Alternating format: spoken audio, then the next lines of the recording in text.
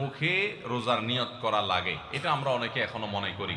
নাওয়াইতু আন আসুমা গাদান, এরপরে কি মিন শাহরি রমাদান। দেখছেন সবার কড়কড়া মুখস্থ, মাশাআল্লাহ। মাসনুন দোয়ার কথা যদি জিজ্ঞাসা করি তাহলে অনেকেই বলতে পারবেন না, কিন্তু যে দোয়ার কোনো ভিত্তি কোরআন হাদিসে কোথাও নাই ওইটা সবার মুখস্থ। নকলটা সবার মুখস্থ, আসলটার খবর নাই। রমজান মাসে বা রমজানের বাইরে কোন সময় রোজার নিয়ত মুখে উচ্চারণ করা, এই যে নাওয়াইতু আন আসুমা গাদান মিন শাহরি রমাদান, আরো কি কি আছে, এরকম কোন দোয়া পড়ার কথা কোরআন কিংবা হাদিসে কোনো নির্দেশ আমাদেরকে দেওয়া হয় নাই। আপনি সাহরি খাইতে উঠছেন কি জন্য? রোজা রাখার জন্য। রমজান রোজা রাখার উদ্দেশ্যে সাহরি খাইতে উঠছেন, বাস এটাই নিয়ত। নিয়ত মানে মনের উদ্দেশ্য। নিয়ত মানে কি? মনের উদ্দেশ্য। অতএব সে উদ্দেশ্য আছে, তাতে নিয়ত হয়ে গেছে।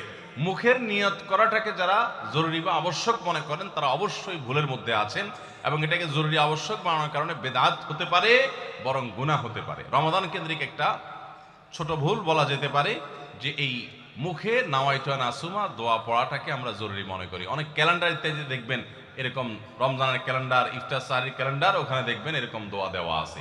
এই দোয়ার কোনো ভিত্তি কোরআন অথবা হাদিসে নাই। নকল জিনিস বোঝার একটা সহজ পদ্ধতি বলি।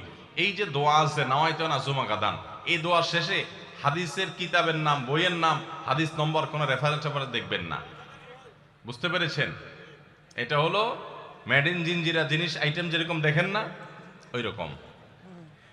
তো এই জন্য এটাকে একটা আমরা ছোট ভুল বলতে পারি রমাদান কেন্দ্রিক, যে আমরা মুখে নিয়ত করাকে অনেক আবশ্যক মনে করি। 5 নম্বর রমাদান কেন্দ্রিক আমাদের ভুল হলো, আমরা বেশিরভাগ মানুষ, শতকরা হয়তো 90%-এরও বেশি মানুষ, আমরা যারা রোজা রাখি, আমরা শুধুমাত্র পেটের রোজা করি।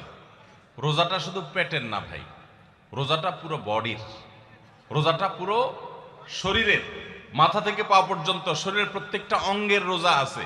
আমরা শুধু পান বা আহার থেকে, যৌনাচার থেকে বিরত থাকাটাকে রোজা মনে করি।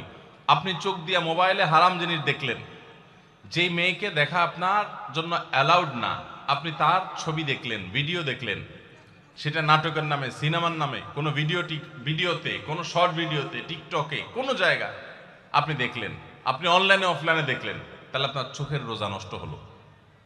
আপনার হাতের রোজা নষ্ট হবে যদি হাত দিয়ে কোনো গুনাহের কাজ করেন। পাও দিয়ে যদি কোনো অন্যায়ের পথে যান, পায়ের রোজা নষ্ট হবে।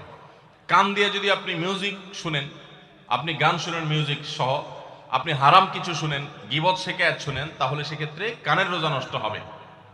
ঠিক একইভাবে আপনি মুখ দিয়ে খারাপ কোনো কথা বললেন, কটু কোনো কথা বললেন, গালিগালাজ করলেন, কারোর সাথে ঝগড়াঝাটি করলেন, তাহলে আপনার মুখ